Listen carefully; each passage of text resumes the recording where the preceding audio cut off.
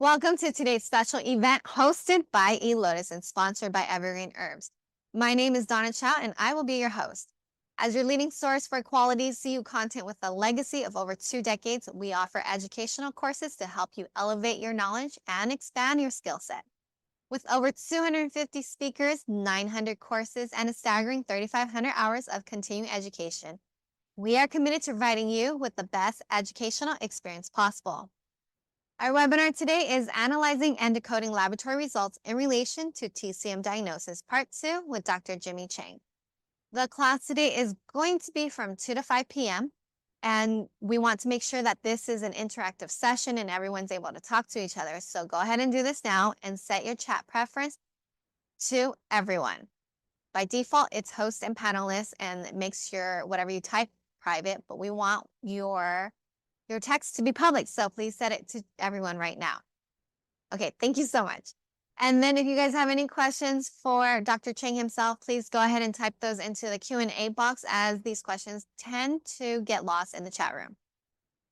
Dr. Chang, he is a renowned expert with over 40 years of clinical experience treating over 500,000 patients. He will go ahead and talk about pulse diagnosis and herbal prescriptions and focus on his unique herbal combinations. He has been exclusively supplied by Evergreen Herbs for an impressive 25 years, making them the perfect partner for his clinical practice and research. We are honored to have Evergreen Herbs as our sponsor for this webinar as well, given their commitment to quality and service. So Dr. Chang, he has previously taught several courses, many courses with us, and they are available as distant learning CEU videos. To elevate your pulse diagnosis and herb skills, you gotta go with the go-to expert, which is Dr. Chang. So go ahead and consider the Gold Pass membership. It gives you unlimited access to his foundational pulse and herb courses prior to 2020. And the Gold Pass with an exclusive herb voucher from our sponsor, Evergreen Herbs, it lets you experience these herbs firsthand, and it's a fantastic opportunity for any serious herbalist. Okay, so now let's go ahead and start with a brief overview of Dr. Chang's unique herbal approach.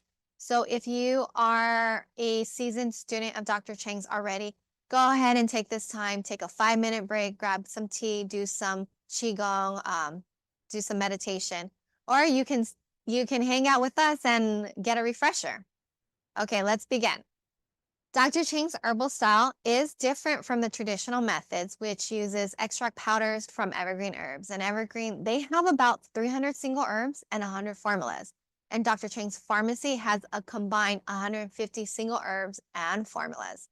If you want more details of Dr. Chang's pharmacy, he did make a cute little YouTube video about it, so you got to check it out. It's on YouTube, and you can find the link in your lecture notes.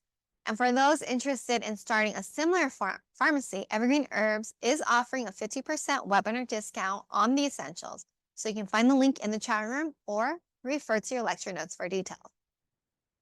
So formula evolution is at the core of Dr. Chang's practice. Creating his own formulations with names reflecting their purpose, Dr. Chang adapts them over time based on patient experience and marking them with updated versions with the 2.0. Part of the idea of formula of evolution is Fang Jia Fang, and this translates to formula plus formula, in which Dr. Chang combines various single herbs or formulas to enhance their effects. Evergreen's extract formulas are decocted and extracted together as a whole, rather than just combining single herbs together. So for a more detailed explanation of Fang Jia Fang, Dr. John Chen actually has a video explaining the concept in more detail on YouTube, and you can find the link also in your lecture notes. As for the dosage, Dr. Chang's herbal prescriptions, they're usually 100 grams per bottle, and his typical recommendation is 3 spoons 2 to 3 times per day. So how do you read Dr. Chang's prescription? Well, he usually has the single herbs or formulas written out, and then after that, there's a percentage. So that really just tells you that everything before that percentage is, every ingredient before that percentage is at that percentage. I know it sounds confusing, so let me use an example. For example, Sleep Combo 2.0, it has Swanzhao Rentang, and he'll write 40% after that, and then he'll write Yi Jiao Tang, He Huan Pi, and Zu Tong Yan, and 20% after all of those. So that just gives you an idea that all of those single herbs that I just listed are at 20%. And then when you add it all up, it equals 100 grams. Let me know if you got that in the chat room. If not, we can talk about it a little bit more. Or you can stay tuned for the rest of the class and Dr. Chang will explain it perfectly as well too. For those inclined to mix their own herbs, it's definitely an option as well. While some formulas such as circulation, sanjiao, and astringent complex, these are Dr. Chang's herbal formulas, but they've already been pre-mixed into Evergreen's collection formula line, so you can just buy the formula as is. But the newer formulas, such as the Sleep Combo 2.0, those aren't made yet because Dr. Chang is still customizing it and perfecting it. And it takes time because with the patients, you need the patience for time. Get it? All right. No more jokes. Okay, so this concludes my short introduction. Let's go ahead and welcome Dr. Chang.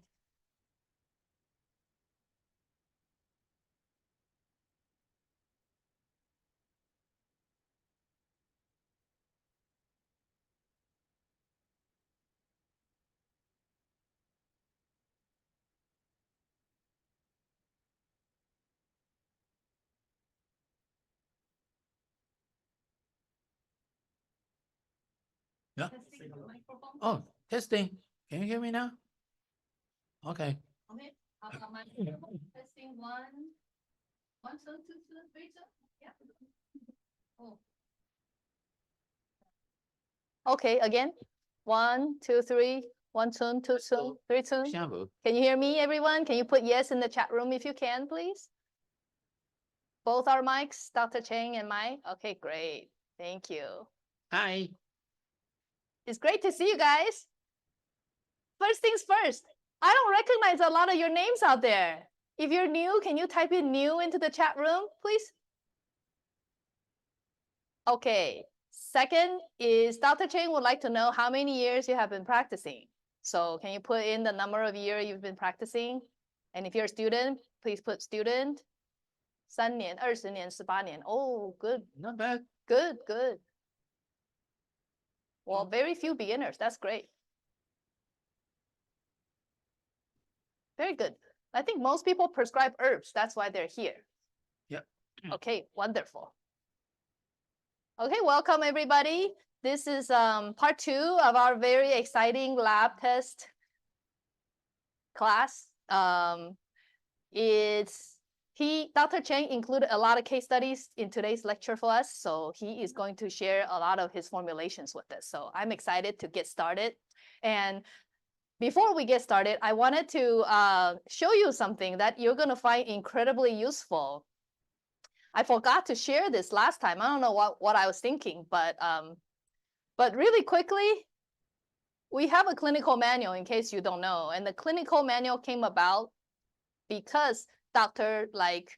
Chang has these special formulas, and people ask us what these formulas are all about. So we put together this clinical manual to write the formulations and the explanations. If you can pull up a browser, a new browser on your, because you guys are all on the computer, right?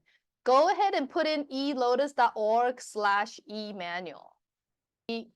This screen here. And what I wanted to tell you that is ultra helpful for your practice is this lab test index here.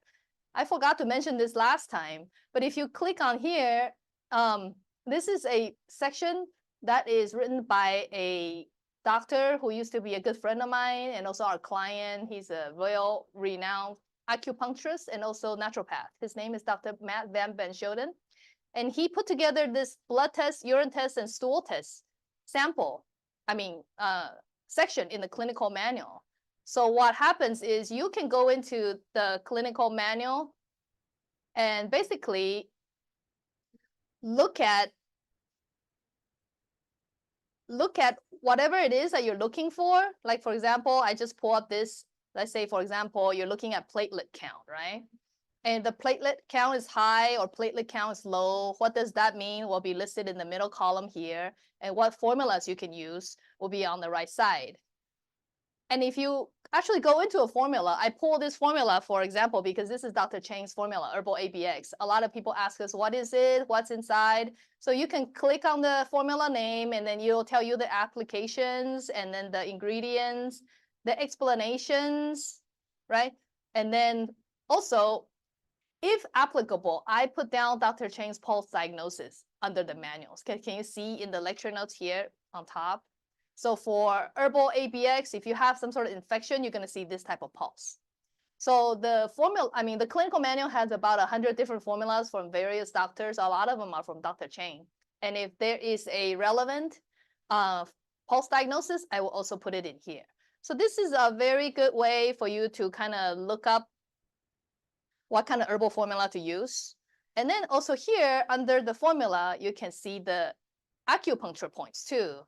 In the very, very beginning, I worked with Dr. Richard Tan, and then I asked him basically to give me his go-to points for top 100 diseases. So that's how they came about. And throughout the years, we got a lot more teachers and then their point prescriptions. So whatever new we learn that we feel is useful, we just lump it into the clinical manual for you. Okay, so that lab test section is what I wanted to tell you. And then there's also case studies of people who use the herbal ABX and the results, because your patients will usually ask you, how long does it take for me to see results, right? So you could tell them to go here to take a look.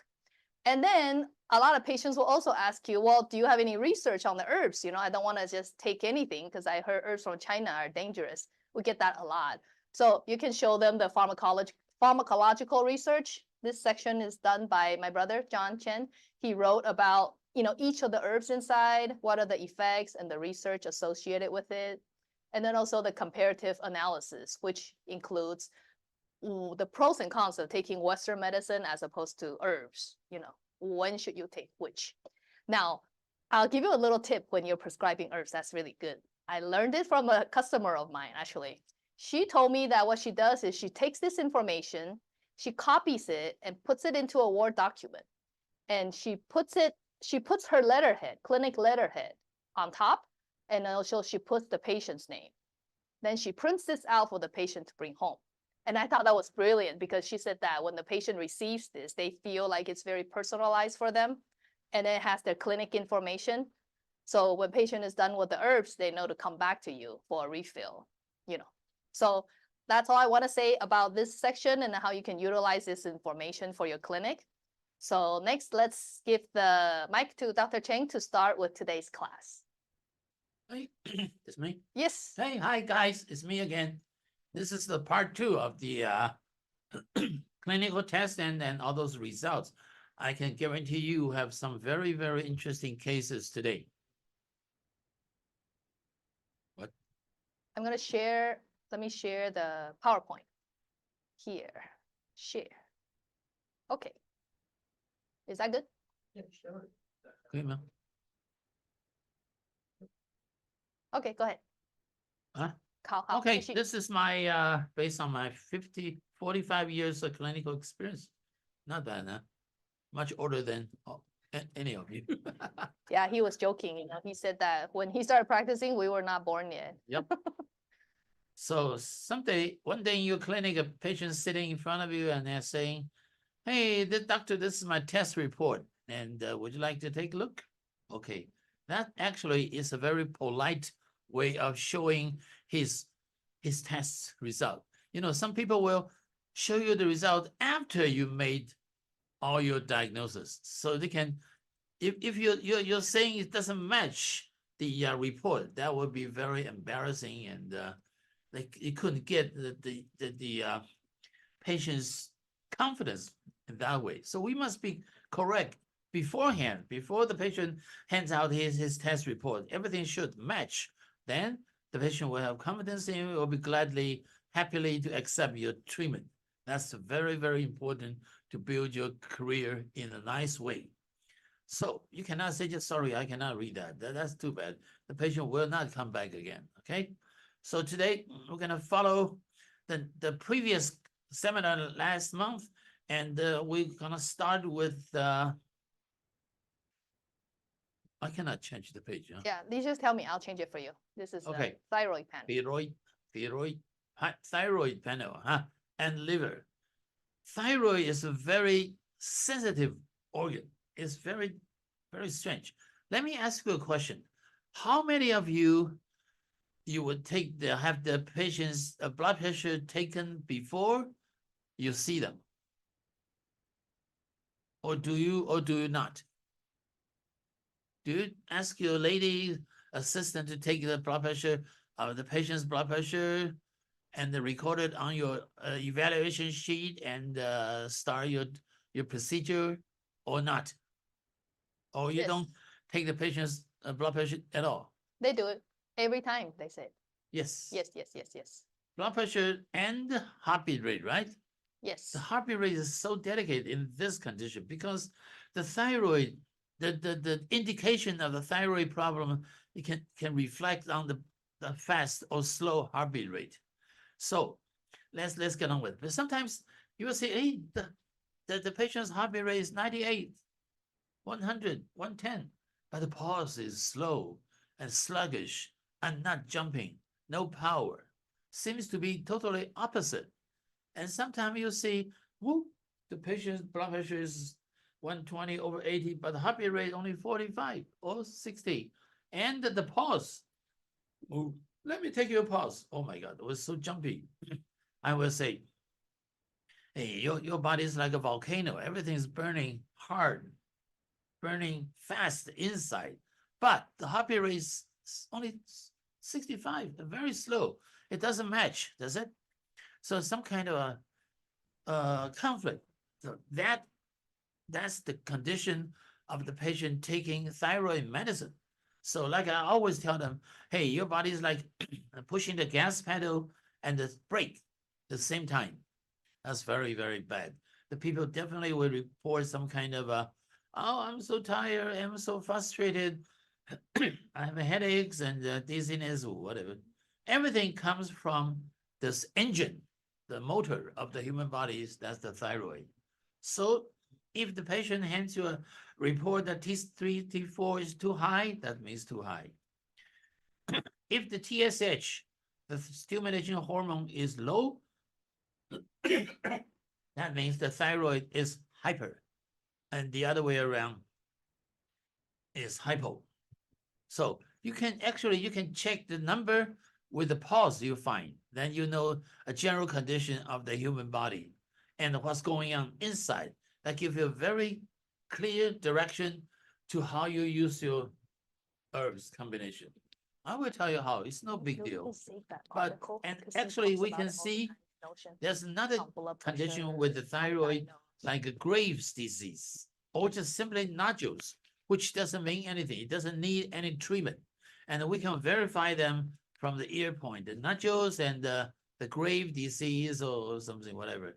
But this T3, T4, TSH is hormone related, so you can easily detect it from the pulse and the ear. And the way I treat it is kind of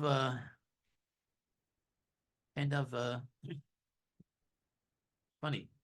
I use 下旋 heartbreaker and the resolve lower to destroy all the swelling nodules or tissues in the thyroid.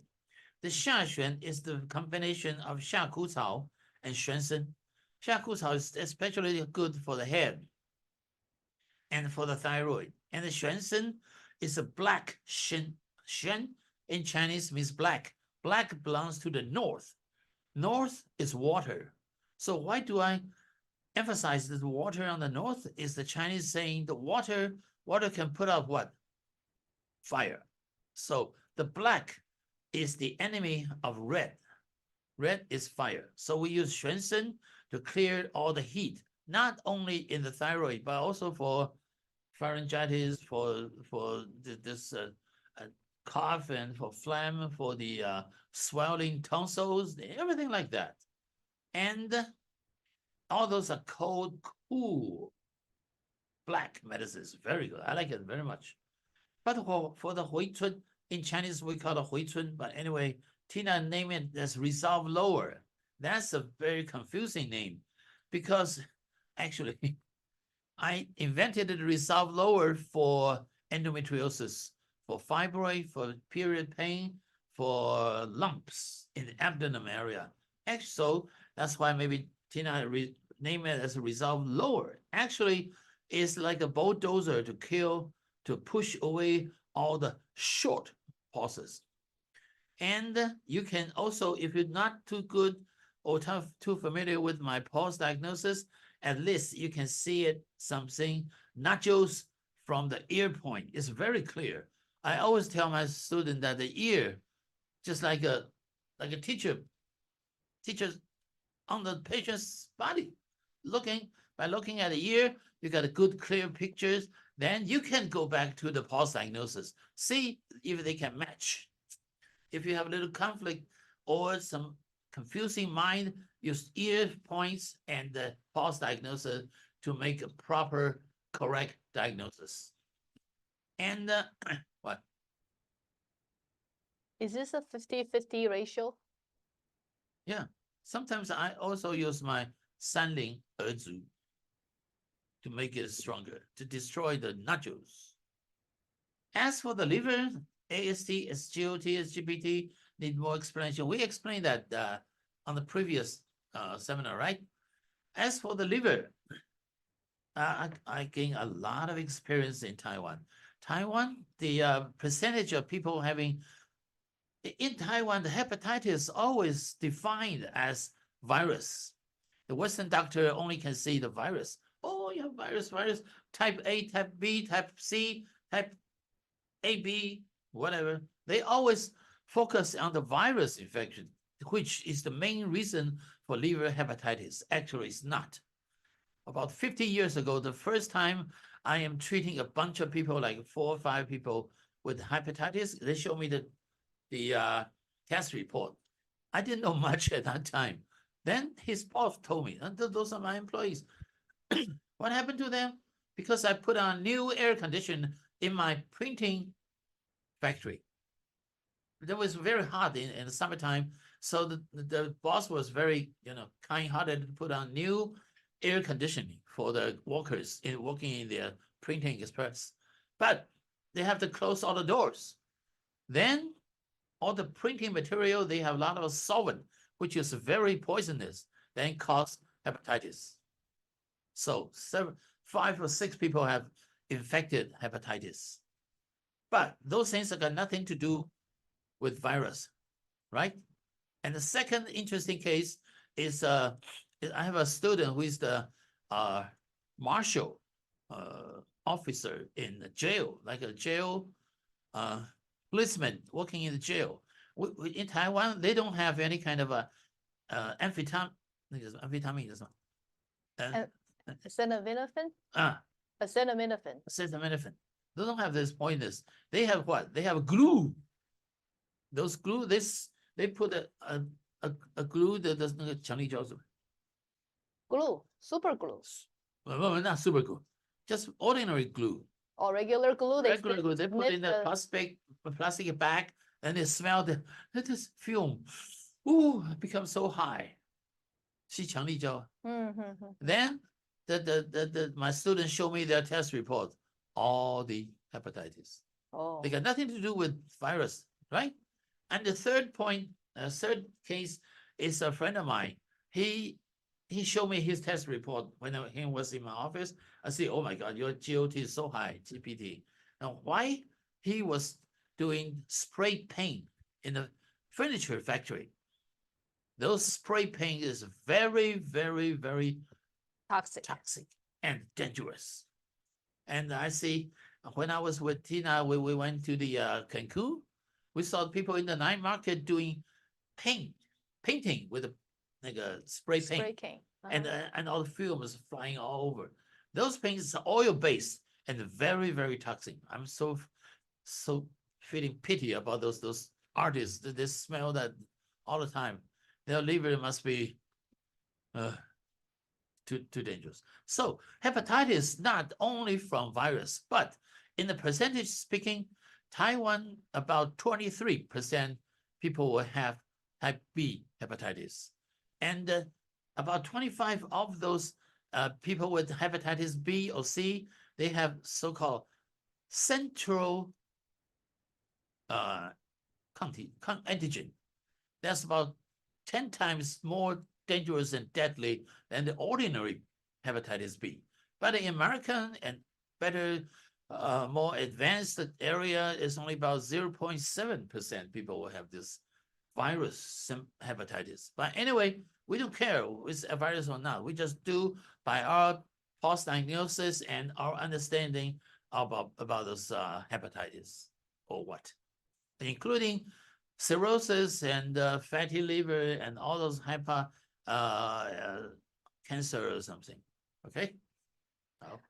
I remember, Dr. Chang, you talked about, the SGPT, SGLP being very high because of the chemicals, Yeah. like poison from paint, from the nail salon. Yeah. Nail salon. Yeah. Right. Then glue and all those. And then do you guys know what the pulse is and how to detect that? If somebody, I think this is, it's called multiple chemical sensitivity. Yeah. I remember Dr. Matt Van Schoten, who wrote the lab test index. He's the one who first mentioned that long time ago, maybe 20 years ago. And I didn't know what that was. And he said, is this people who have chemical sensitivities? They're going to show this pulse, which is what Dr. Chang calls the poison pulse. That is when both Qi are forceful and strong, plus the left guan. Deep and concave and forceful and thick. Yeah, let me type this in for you. Poison pulse. Chemical sensitivity leading to liver dysfunction, right? Yeah. Possible liver dysfunction. Why don't you guys take your own pulse right now? Do you feel if you feel both Qi and left one are forceful? I don't know the level of people's pulse taking here. Let's just make it easy for them if it's just forceful. It's actually more to it than just forceful. It's long and wiry on the Qi, and then also deep and forceful on the left guan. But then let's just say forceful. If you find that, then you should tell the patient or ask the patient, are you exposed to chemicals or this kind of stuff? And in the beginning of your whole process with the patient, do you read their palms? Are you a palm reader? No. What do you mean no? Not me. Liver is here. Can you see? Okay. Liver is here. If it's red, it's already bad enough. If it's red and with red dots, red sands on it, it's definitely hepatitis. Just maybe different kind, but it's definitely damage of the liver. And the enzyme number will rise. And let me give you a little hint about those two numbers, okay? If the GPT is bigger than GOT. Let me write this down. Okay. Okay, let's do it from the beginning. If the GOT is higher than GPT, then it could be cirrhosis. And if the GOT rise up to 400, 450, 500, normally it should under 35, huh? Then it could be the heart failure, because heart muscle, when the muscle is failure, it will also release an enzyme like SGOT. Not only the liver problem, but the heart failure. Okay, if the GPT is much higher than GOT, if GPT is much higher than GOT, then is you call ongoing liver inflammation or ongoing hepatitis. That means it's going on right now. Everything is so inflamed. And when it's all inflamed, all the tubes, the artery, the lymph nodes, lympho duct, and the artery and veins inside the liver become so swelling, so crowded, and it will compress all the liver cell until it dies. But liver is a wood. Now we're in the springtime, right? Mm-hmm. Springtime is the wood, the season of wood. Wood means what? Means growing power. They're like a tree. A tree is growing under the good California sunshine and nice water supply. The tree will become bigger and stronger. So that's just a resemblance of the liver function. But if you put ice water on a plant, it will die. It will not grow, even with the sunshine. So in this case, we do not want the left guan to appear some kind of a thin and tight pulse on the left guan. That means coldness. The liver hate cold water. They want warm water and sunshine to grow. That also means the liver cell only need a little bit help, little bit of support. Then it will start growing again, grow back to the normal, like a 5% or what. Liver cell will become healthier and stronger. But you must give all those poor liver cell a chance. Give me some nourishing power, by opening the duct, by giving better energy, giving better diet. So the liver cell might have a chance to resume its original power, then kill the virus from it. So you guys, here's a test for you. You know, we have a lot of tonic herbs, right? Tonify the spleen, tonify the heart, tonify the lung. How do you tonify the liver? What do you guys do? Can you put in the chat room? What formulas do you use to tonify the liver? This is a question that a lot of people don't know, because I have teachers who even give me mixed answers too. Some say that, oh, tonify the liver. You don't tonify the liver. Liver is always excess. So you just need to spread the liver qi, give it some room to move around, and that's tonification. Yeah. Another teacher say, oh, you tonify the liver by tonifying the liver and kidney in. Tonify liver, 肝肾是同源, tonify the in. There's no liver qi that you need to tonify. But how do you actually strengthen the liver? Yeah, the liver and kidney. Kidney is the water I mentioned about. Yes, You cannot yes. use ice water to make a tree grow. Right. You use warm water. Warm water, okay. Okay, you can tonify the kidney yang by tonify yang to warm water. Yeah. But it's not that simple. Yeah, Dr. Chang has a very good approach for the liver. I love how he mixes the Western thinking and the Chinese thinking. I need Here, that. yeah, So he'll that's tell why I invented the opener. opener. But Do you guys know what it is? The opener? 穿链子。不是不是这个哦。生麻当生马当归. Oh, okay, that opener. So this combination opens all the thin pulse. Thin pulse, how do you know? I mean, in what condition you will find a thin tight pulse? constriction. Huh? Constriction, right? Yeah, constriction. In what case? I mean, under what condition you might find a pulse like that? Not only on left guan. If the pulse tight like a guitar string, so tight on left guan, that could be deadly. That could be the liver cirrhosis or severe mind twisting condition. If that pulse appear on the left cun, so what does it mean? Left cun is what? Left cun is the heart, right? Heart is fire. Heart is an emperor, is a king. You cannot destroy a king. You cannot constrict the king. King cannot be tied up by anything. So that means the cardio infraction. Is very deadly. So, and what if the tight pulse appear on the left chi?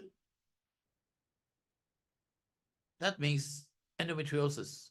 And that's the most commonly seen reason for infertility. So when I do infertility, I always use opener and Shao Fu Zhu Yu Tang to open up the cold abdominal area.